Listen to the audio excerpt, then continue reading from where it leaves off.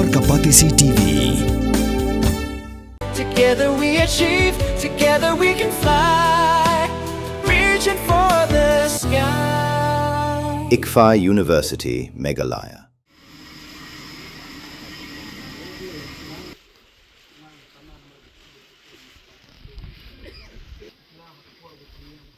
Haka katsau tarik na itong arja penriau. Haka por kembah nyau lai pau bajie mestep.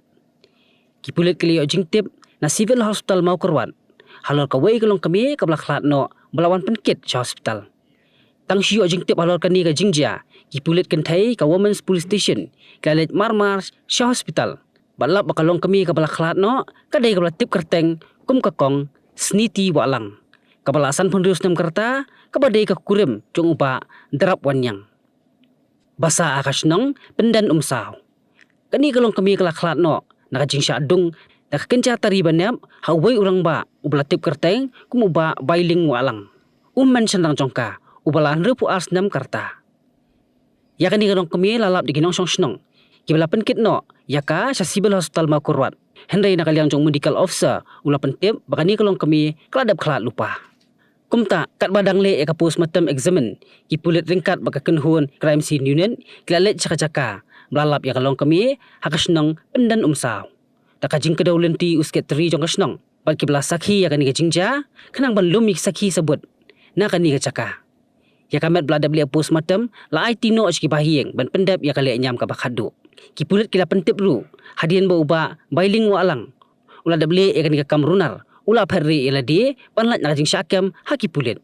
Ki Pulit mentai dang pelong gajing Thwet ka bajur. Banyak kam yo ni Hymmen ubla le kani kam runar. Ki Pulit kile opdiang ke ijahar no ba he lung star marwen. Ukhon jong uba kindly wanyang ubade usket Tari jong kasnong Pyndenumsaw. Bat Ki Pulit kila register case ya kani gajing ja hamau korwat woman police station hapo ka kendon jong ka BNS.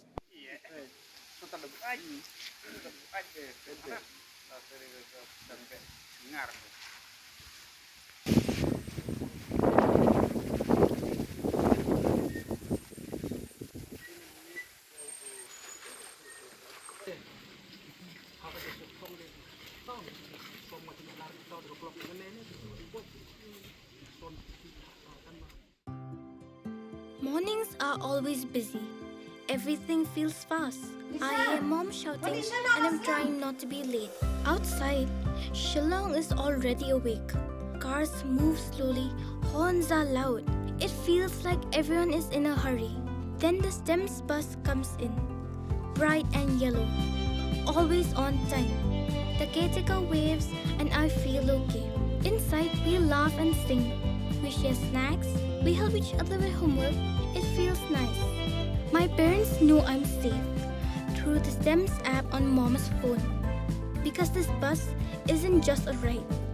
It takes us to school with friends and a little bit of hope.